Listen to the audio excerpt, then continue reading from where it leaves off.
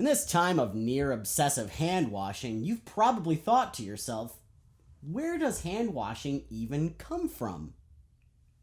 You totally didn't think that. Don't lie to me. Let's go.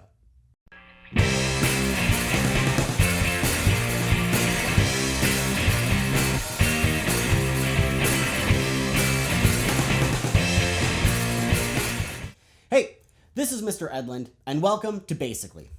So Basically is my weekly roundup of news stories connected to historical and economic concepts. The goal of these videos, if I can keep up with them, is to provide you with fun and informative content that doesn't replace classroom learning, but enhances your understanding of certain things. With all of that, let's jump right into it. COVID-19.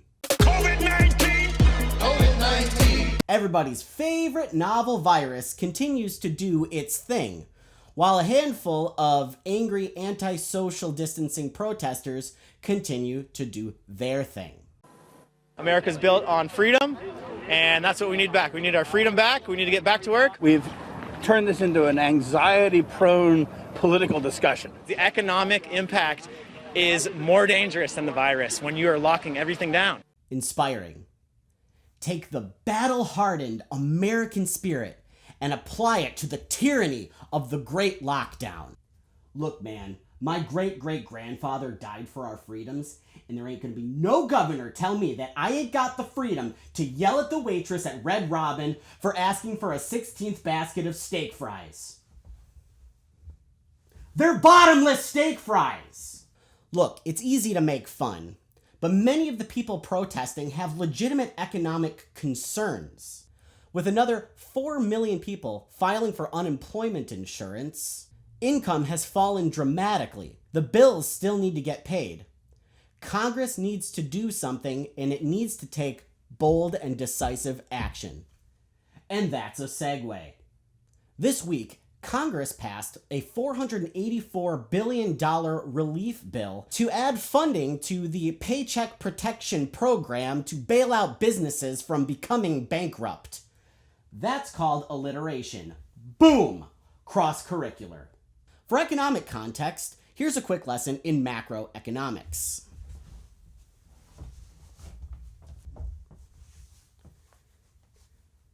See, when the economy is struggling, we have two main toolboxes at our use. The first one is called monetary policy, where a central bank known as the Federal Reserve controls interest rates and the money supply in order to promote a certain kind of economy. When we increase the money supply, we increase economic activity. That usually helps to pull us out of a recession or a trough. At this point, the Fed has done everything that it can with interest rates and banking regulations, so at this point, there's not much more that monetary policy can do. That is where our second toolbox comes in handy. This is called fiscal policy. Fiscal policy is when the government uses taxes and government spending to try to promote certain economic activity.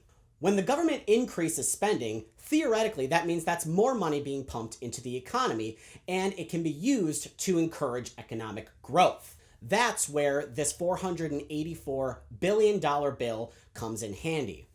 What it does is it provides some funding to hospitals for testing and ventilators and things like that. And it also provides some $300 billion to businesses to make sure that they don't shutter their doors permanently.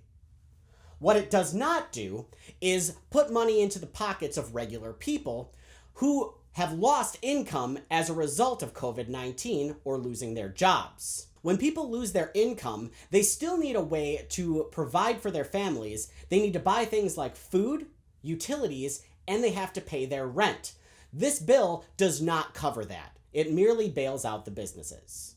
Fiscal policy was successfully used to pull us out of the Great Depression in the 1930s and 40s, and fiscal policy was used to bail out large corporations and banks during the 2008 financial crisis. However, we've never seen anything quite like the coronavirus that we are seeing right now, and therefore, we're not exactly sure what's going to happen. But this much I know to be true. It's very exciting to be an economist right now.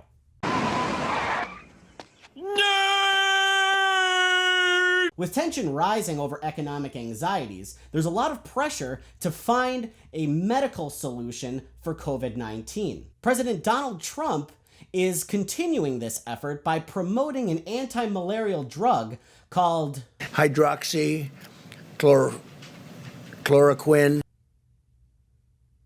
I'm sorry, what's it called again? The hydroxychloroquine. Oh.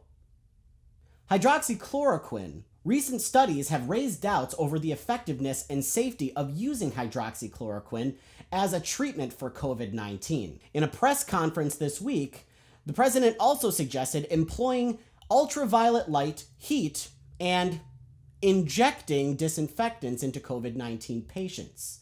In response, Lysol released a statement saying, "We must be clear that under no circumstances should our disinfectant products be administered into the human body through injection, ingestion, or any other route."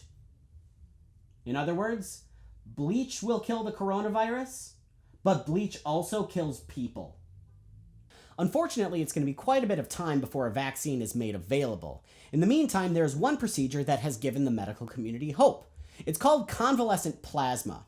Basically, if you are a COVID-19 survivor, you've developed antibodies or proteins that can be used to fight the infection in people who have COVID-19. Now, it's a complicated system and it is not a silver bullet, but it's serving as a ray of hope for a lot of medical professionals.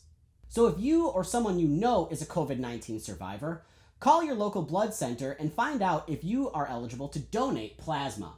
And now it's time for Mr. E's Histories, where we take a look at significant historical events that occurred this week in history. 1847. A young doctor named Ignaz Semmelweis in Vienna noticed that women giving birth to children were dying at an alarming rate, over 18%. Now, this was the medical school, so a lot of the young doctors were some of the best and brightest. During this time, doctors would frequently study cadavers in the morning, then go on to performing things like births in the afternoon. One day, Iggy's colleague was teaching a young intern how to properly dissect a cadaver when the young student accidentally slipped his knife and cut the teacher on the finger. Shortly after, the good doctor developed a fever and died. Ignaz soon realized that what had killed his friend was the same thing that was killing these women giving birth. He came to the conclusion that if he scrubbed his hands in a bleach water solution until he could no longer detect the smell of death on his fingers, then maybe he'd be able to safely deliver a baby. And he was right. The death rate fell from 18.2% in April down to 0 in July when hands were clean. This caught on, but mostly for only the younger doctors. Older physicians who were stuck in their ways mostly just took offense to the advice. "Are you calling me dirty, sir?" To which he replied bluntly, "No, I'm not calling you dirty. I'm calling you a murderer." Between the blood and guts of news and history and the dismal science that is economics, I like to send you off with a little thing I like to call the moment of Zen. This looks nothing like what they do when they're socially interacting with another.